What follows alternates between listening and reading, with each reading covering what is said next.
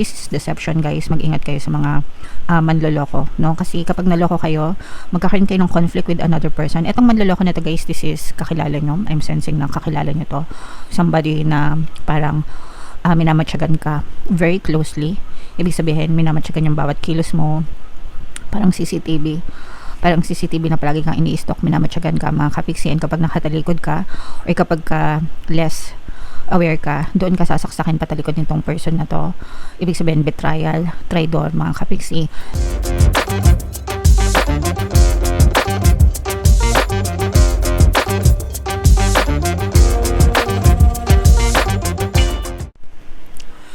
Hello guys, hello Sagittarius, welcome back to Pinay Pixie Tarot. Ang pamagat ng episode natin for tonight is first half ang yung 2026 mga kapiksi.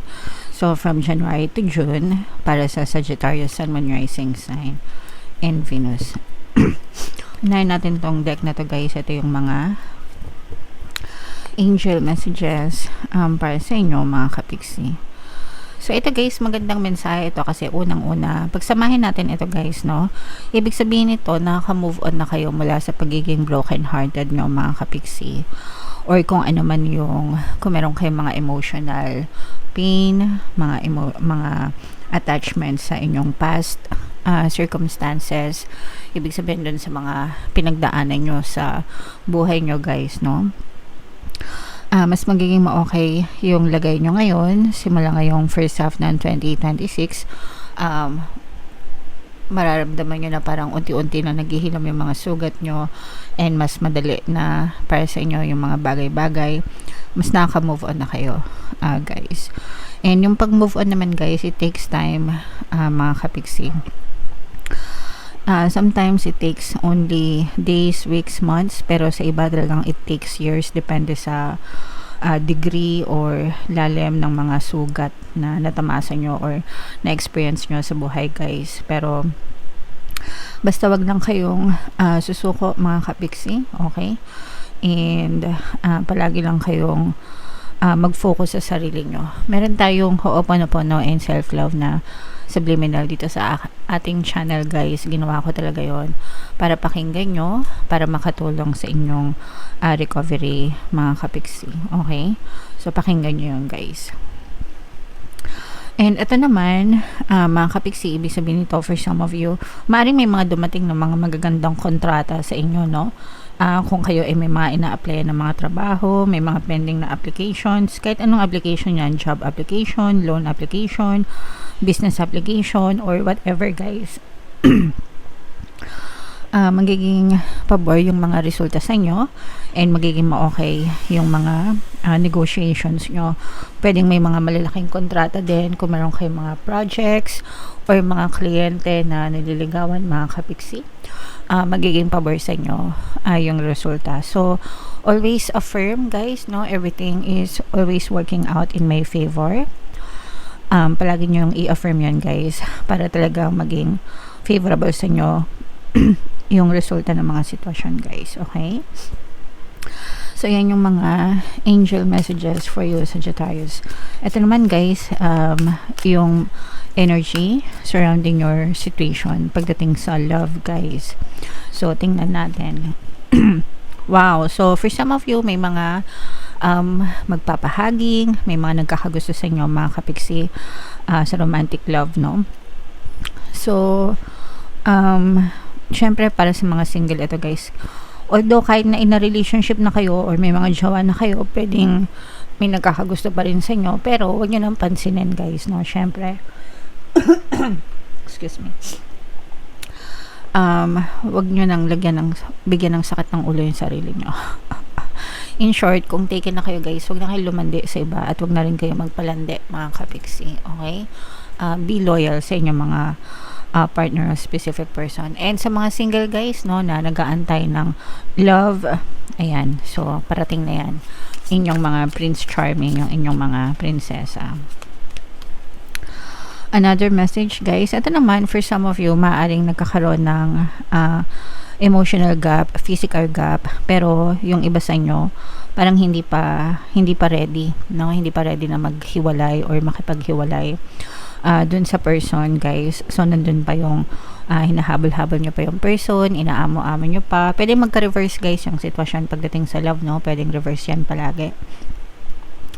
It's either hinahabol-habol mo sila or hinahabol-habol nila kayo, mga kapiksi. Pero isa sa inyo, ayaw pang bumitaw sa relasyon, guys. Okay? And another message, Sagittarius. Ito naman, for some of you, maaaring yung ma-meet ang inyong soulmate. Itong ano na to, guys, no love connection.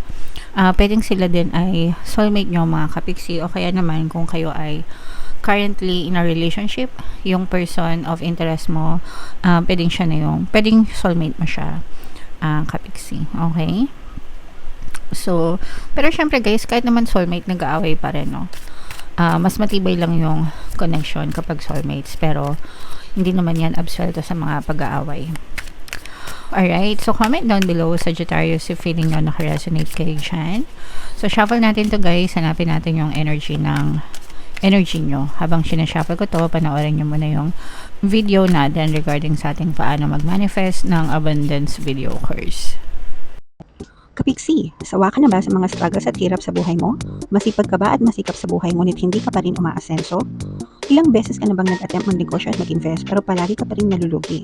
Sa pagkakataon na ito ay maaaring may subconscious beliefs ka na nagiging balakid sa iyong pag-unlad at pagyaman. Introducing, paano mag-manifest ng abundance video course. Dito ay matututunan mong ma-overcome ang mga balakid mo para tuluyan ka ng umunlad, umasenso, sumagana, maging matagumpay, successful at maswerte sa iyong kabuhayan, pera, trabaho, negosyo sa lapi at kaperahan ng bonggang-bongga. Dali, mag-send na ng email sa pinoypixitaro@gmail.com at simulan na ang iyong pagyaman ngayon. Alright, so sa lahat ng gusto mag-avail ng course, guys, mag-send lang kayo ng email sa pinoypixitaro@gmail.com. And sa mga naghahanap, guys, ng pampaswerte na lucky charms or lucky bracelet of Venturing tsaka Citrine, yung recommended ko, mga kapiksi, ito yung sample. May kita kayo mga links sa description box. Okay, so Sagittarius kayo ay represent ng King of Wands. Ito may mga positive and negative dito, guys. Meron din ditong another fire element, Aries, Leo, Sagittarius. So for some of you, maaring may another fire sign na involved sa buhay nyo, or pwedeng may ganyan kayong element sa inyong natal chart. This is deception, guys. Mag-ingat kayo sa mga manloloko, no? Kasi kapag naloko kayo, magkakaroon kayo ng conflict with another person. Etong manloloko na to, guys, this is kakilala nyo. I'm sensing na kakilala nyo to. Somebody na parang minamatsyagan ka very closely. Ibig sabihin, minamatsyagan yung bawat kilos mo. Parang CCTV na palagi kang ini-stalk, minamatsyagan ka, mga kapiksi. And kapag nakatalikod ka or kapag ka less aware ka, doon ka sasaksakin patalikod nitong person na to. Ibig sabihin, betrayal, traidor, mga kapiksi. And maaring gumuho ang buhay mo dahil dito sa person na to, or malaki yung impact nito sa'yo, guys. Ibig sabihin, you might incur some big damages, no? Sa buhay mo because of this person, especially mental and emotional health nyo. Yun talaga yung, kasi betrayal, di ba? Betrayal is pagtatraidor. So medyo malakas talaga yung impact niyan emotionally and physically, emotionally and mentally, mga kapiksi. Mentally, physically, syempre kapag stress kayo, emotionally and mentally, damay-damay din yung physical nyo. So, maaring magkaroon ito ng malaking impact sa buhay nyo, guys. Kaya mag-ingat kayo sa mga taong pinagkakatiwalaan nyo dahil maaring posible may mag-traidor sa inyo, guys. Especially sa kabuhayan nyo, mga kapiksi. So, be wise enough, guys. Ito, guys, parang feeling ko matagal na kayong niloloko nitong person na to, pero ngayon lang mahahayag sa inyo. Pwedeng may magsusumbong sa inyo, magtutweet, ganyan, magsisend ng screenshot. Parang malalaman nyo sa ibang tao yung kalokohan na ginagawa nitong person na to. Kaya parang mas masakit sa inyo na malaman yung katotohanan, ma-discover na matagal ka na palang niloloko nitong person na to, guys. Okay? So, it can be anybody, guys. Pwedeng sa relationship, romantic, pwedeng sa mga friends or sa family, guys. Yeah. Pero take it as a good sign. I mean, syempre masakit na malaman na niloloko tayo. Pero magpasalamat pa rin kayo na nalaman nyo, kasi kahit papano matatapos yung panluloko nila sa inyo, guys. Okay? And makaka-recover din kayo. On the good side naman, mga kapiksi, makaka-recover din kayo dito sa mga panluloko sa inyo ng person na to, mga kapiksi, or sa inyong kabuhayan in general. So, tingnan pa natin, no, kasi this is a very negative set of energies. Tingnan natin what else yung pwede nyong ma-expect ngayong first half ng 2026. Ito naman, mga new opportunities, mga kapiksi, no?